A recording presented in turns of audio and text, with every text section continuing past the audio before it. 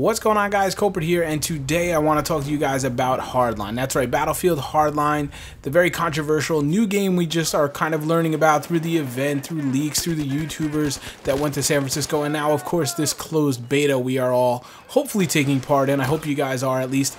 And let me speak to that for a minute. The reason that this video, my impressions video, is so much later than all the other videos that have flooded your inbox is quite simply I had a very hard time getting into the beta. It took me 2 or 3 days. I missed a whole bunch of code waves and everything despite signing up for the beta, literally as the guy was saying to do so. I had a really hard time. And so before I get into the main crux of my video, I just want to take a minute and give 2 shout outs to 2 guys that helped me out quite a bit. To Denny Pikey, I think that's how I say your Twitter handle. He's a contributor over to MP First. I read it every day. I'm never really kind of tried to say it, but he was nice enough to kind of offer me to use his account. He had access. He didn't have a PC to use it. I was able to, you know, then take him up on that and get some footage. And as well as Nick Kodiak138, who is also nice enough to offer me his code for the PC. Not just a code he happened upon, like an extra code alongside, you know, he already had one, didn't need it. No, he offered me his code, and in lieu of him using it himself, he offered it to me because he said he wanted to hear my impressions on the game, and I can't tell you how much that means to me. It made me feel really good. It made me feel like a lot of hard work might pay off, that someone would be willing to do that. And, you know, this beta, once it's over and the videos I make and all those things kind of fade away, that is something I'm absolutely going to remember from this whole experience. And all the frustration that was with it, there was this nice little silver lining towards the end. And again, Nick, I appreciate that very much. It didn't come to that, luckily, as I got home that day to input his code, and I felt a little guilty about it. I loaded up Origin to put the code in, and my version of the beta was there. So I was able to play on my own version, give him his code back. Hopefully he's been enjoying it. But I just wanted to say thank you to these 2 gentlemen. I really appreciate you reaching out and trying to help me out. There was other guys I know were looking for codes for me and things, and I appreciate that. Eventually got there, got in, it's okay, we're all good. And I have a couple things to talk about today. I'm going to try to keep this as short as I can because I don't want this to be a big, huge video. I'm going to do other videos talking about things specifically like, you know, teamwork, as well as, you know, some things I would change in the game, because I don't want to just rant and rave about a game without offering some suggestions. And we're lucky in this situation that this is a legit beta. This is months before release. They actually can make changes. So I want to take advantage of that and at least make some videos talking about that. Whether anybody sees them, hears them, listens to them or not, that's irrelevant to me. I enjoy talking about these things. You guys seem to as well. So we're going to do that. But look for those videos coming. But today, let's go down a list. I have a list of some good and some bad. I want to talk about these little points quickly.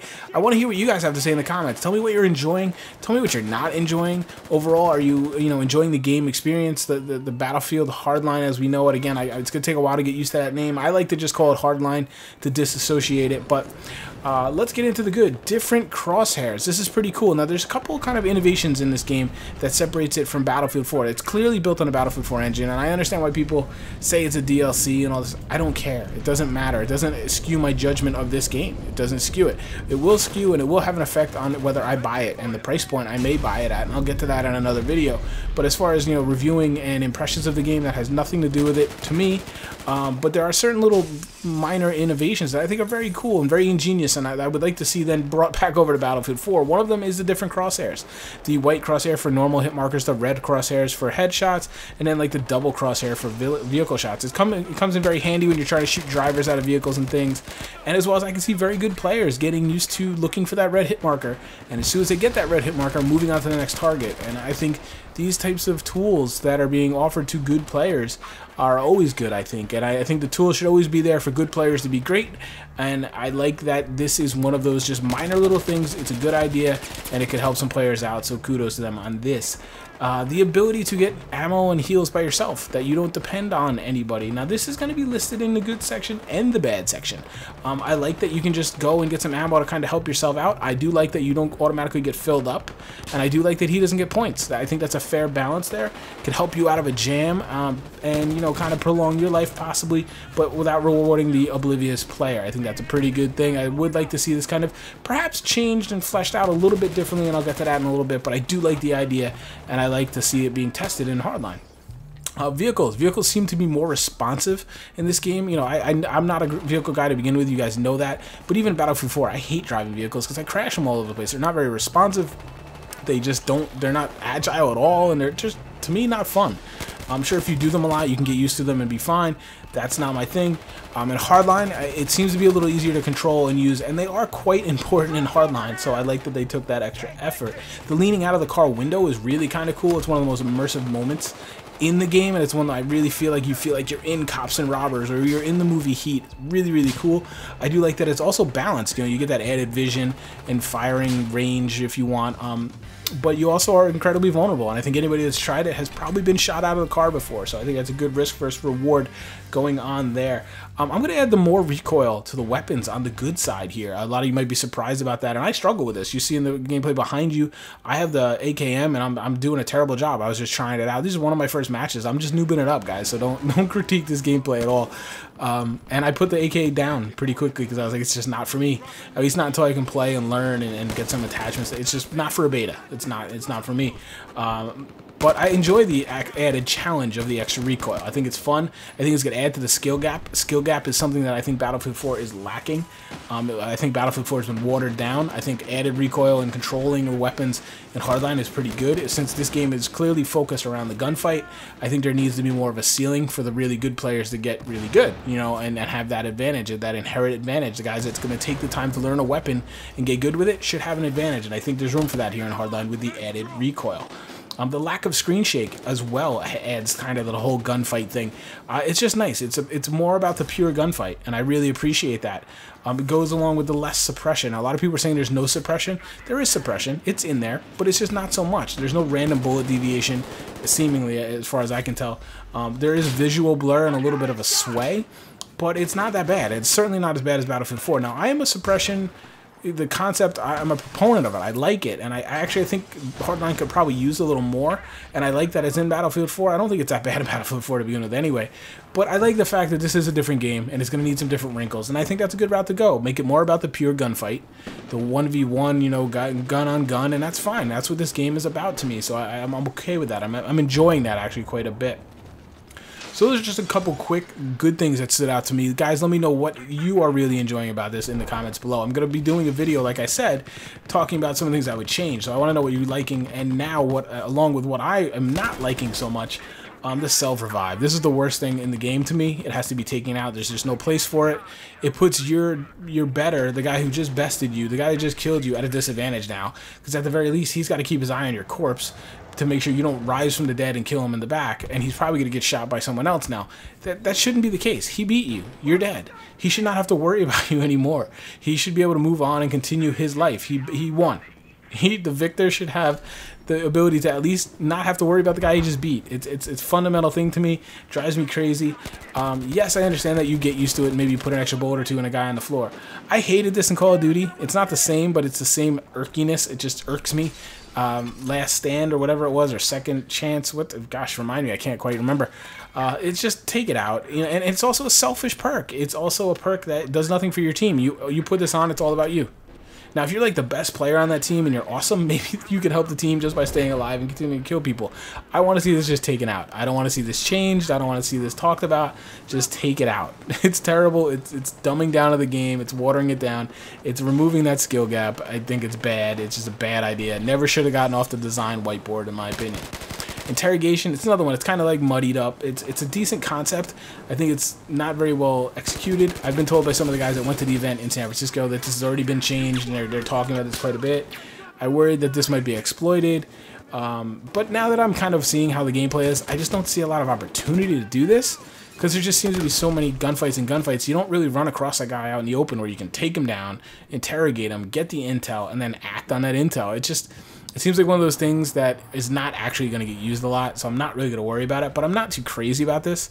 It just seems kind of contrived, and it's going to be something that people are going to just, I don't know, waste their time on, I guess. I don't know. I'm not crazy about it.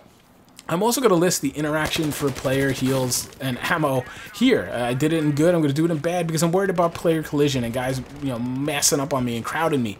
Back off me. You know in Battlefield 4 how many times you've been pushed around a corner by a teammate and die, or you step around a corner to get in a gunfight, you duck back to hide behind some oncoming rounds, and your teammate's standing there now, and you can't get there, and you die. I was more worried about this until I played. It seems to be okay now. I'm okay with it. It's not so bad. It seems to be a little bit of a radius. But I'm a little worried about this being a nuisance as well. It's a great concept.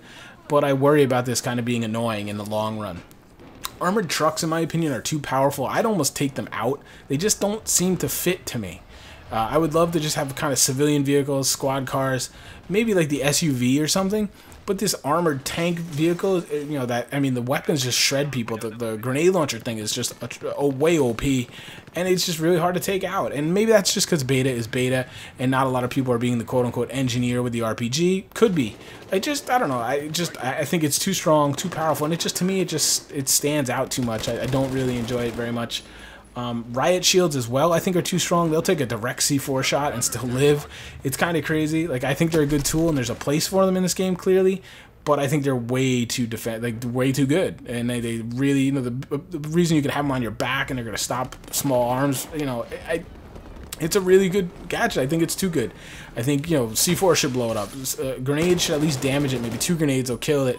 You should have a little more means to take it down with a gun. You know, I know you can shoot at feet and stuff, but in my opinion, this needs to be balanced. The UI in general is kind of, it's clunky, it's inefficient, it's not very intuitive. Now I'm gonna just say this is beta. This is kind of a quick and dirty UI to get it out to be tested, hopefully, and they'll kind of polish this up as we get close to launch, because it does need to. I mean, you have to go through pages and pages to get to things, and that shouldn't happen on PC. You know, I understand console and PC UIs are very different, and it's hard to kind of do one universal UI that, you know, goes to both, but this can clearly be improved upon, and I hope they will. Game balance is really bad. Of course, this is beta. People don't really know what they're doing, but there seems to be no balancing effect there, and that's something they're really going to have to pay some attention to, because in the live game, these game modes are going to be quick. They're going to be painful for people, the teams that are bad. If they go up against a team that's good, it's going to just be really bad and really quick and really kind of you know, ruin people's confidence, so to speak, or just kind of like demoralizing, I guess is the word I'm looking for. So I want to see them kind of put in some kind of a balancing effect on the servers. And lastly, the Levolution, the crane falling, and that screen shake. Holy crap, it's so obnoxious. I wish they would just take that screen shake out. I don't know why. It shakes you. You're in a helicopter. It shakes you in a helicopter. I don't know what's going on here, but it's obnoxious. It needs to be toned down. I don't really see that the crane falling down really adds much, but that could just be in my limited game time. I've only played about 5 or 6, maybe 7 hours so far, so I don't know that map, the ins and outs of the map so much. But that needs to be see some attention, please. But that's about it for my good and my bad, guys. Please let me know down in the comments what you think of this. Are you enjoying it? What do you like? What do you don't like? I kind of take some of that under advisement. I'm sure I've missed some things. This is just some stuff I've jotted down as I've been playing. Otherwise, I'm enjoying the game, like I said, and I'm having a good time. I'm looking forward to playing it some more for the next kind of week or so that it's up, and then I'll be kind of paying attention to this game. But look forward to a couple more videos from me coming soon, guys, and I hope you have a good weekend. Take care, guys.